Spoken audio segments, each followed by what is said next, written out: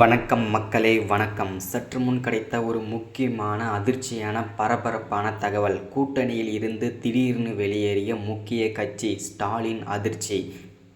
திமுகவில் இருந்து வெளியேறிய அந்த முக்கிய கட்சி எது?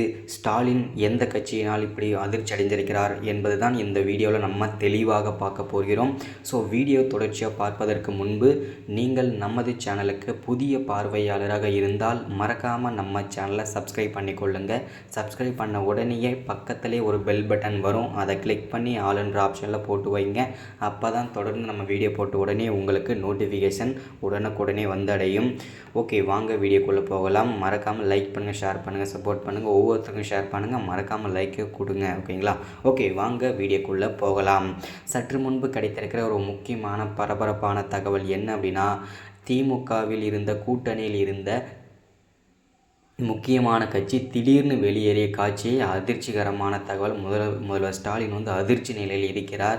ஸோ அது மட்டும் இல்லாமல் எதனால் இப்படிலாம் பண்ணிகிட்ருக்காங்க அப்படின்னா, இப்போ திமுகவோட 11 முக்கிய புள்ளிகளான முக்கிய அமைச்சர்கள் பதவியில் இருக்கும் அமைச்சர்கள் எல்லாருமே இன்னும் ஒரு சில தினங்கள்லேயோ ஒரு சில வாரங்கள்லேயோ கைது செய்யப்படும் நிலையில் தள்ளப்பட்டிருக்கிறார்கள். ஏன் அப்படின்னு பார்த்தீங்கன்னா, ஒவ்வொருத்தரும் வருமானத்திற்கு அதிகமான சொத்து குவிப்பு வழக்கிலையும், அது மட்டும் இல்லாமல் தவறான முறையில் பண பரிவர்த்தனை செய்வதனாலேயும், அது மட்டும் இல்லாமல் பல்வேறு சர்ச்சைகளை சிக்கி கொண்டிருக்கும் இந்த திமுகவோட முக்கிய பொறுப்பில் இருக்கும் முக்கிய புள்ளிகள் எல்லாருமே பார்த்திங்கன்னா, 11 அமைச்சர்கள் கேஸ் போட்டுட்ருக்காங்க. கேஸ் நடந்துகிட்ருக்கு. இன்னும் ஒரு சில வாரங்களில், ஒரு சில தினங்களில் திமுகவோட முக்கிய அமைச்சர்கள் கைது செய்யப்படுவார்கள் என்பது இது அதிகாரப்பூர்வமாக அறிவிச்சிருக்காங்க. அதுவும் ரகசிய தகவல் தான். ஓகேங்களா?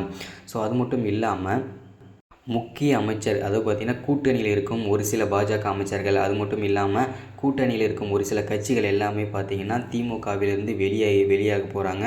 ஸோ இது பார்த்திங்கன்னா ஒரு ஸ்டாலினுக்கு அதிர்ச்சிகரமான தகவல். என்னையா இப்படி பண்ணுறீங்க, அவங்க தானே அப்படி பண்ணுறாங்க, நான் அப்படி பண்ணலையே, எனக்காகவாது இருங்கன்னு சொல்லிட்டு முதல்வர் ஸ்டாலின் கதறி அழுதுகிறார்.